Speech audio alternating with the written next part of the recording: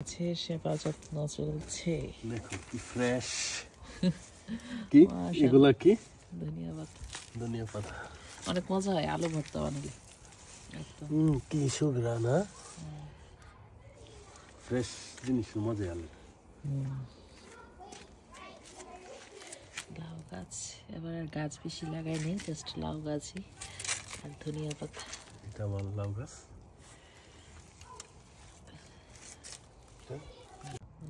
সুন্দর হয়েছে। এখন আমাকে দিবা টাকা। টাকা দিব? অবশ্যই, তোমার ফ্রেশ ফ্রেশ করে খাওয়াইতেছি। আচ্ছা। সকাল সকালই চলে গেলাম একটু বাইরে নাস্তাটা করতে।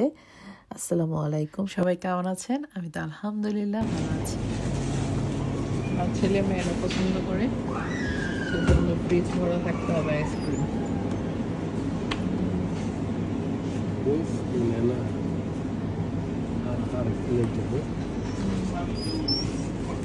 রাখানোর জন্য জনের এক একটা এক একজনের পছন্দ, এক একজনের পছন্দ।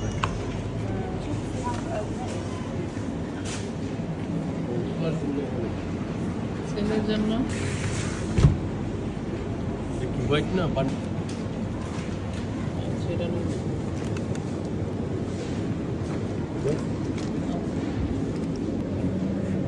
আমি এটা নেই যেমন হইতেছে মতোই ম্যাঙ্গোর।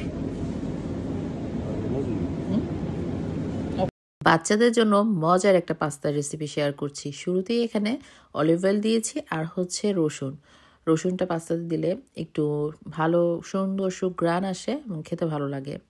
আর হচ্ছে এখানে সসেস দিয়েছি, সসটা একটু হালকা ভেজে নেব। আর হচ্ছে কালো গোলমরিচের গুঁড়ো আর লবণ, এছাড়া আর কিছু দিইনি।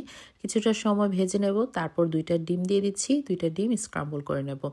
ডিমটা না দিলেও হয়, তবে বাচ্চারা খাবে সেজন্য, বা বড়রা খেলেও ডিমটার সাথে অ্যাড করলে একটু টেস্ট ভালো আসে। এবার পাস্তাটা যে সেদ্ধ বসিয়েছি সেখান থেকে একটু পানি দিয়ে দিলাম। আর হচ্ছে পাস্তার সস, এখানে রেডিমেড এই পাস্তার সসটা পাওয়া যায়, যে কোনো সুপার মার্কেটে পেয়ে যাবেন।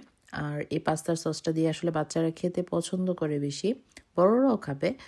আর এই সস দিয়ে দিলাম, তারপর পাস্তাটা মিশিয়ে নেব, বাস এইটুকুই। আর হচ্ছে দিলাম একটু অরিগানো, কাঁচামরিচ দেই নাই বা চিলি ফ্লেক্স দেই নেই কিছু, ঝাল খেতে চাইলে দেওয়া যেতে পারে। হয়ে গেল মজার একটা পাস্তার রেসিপি।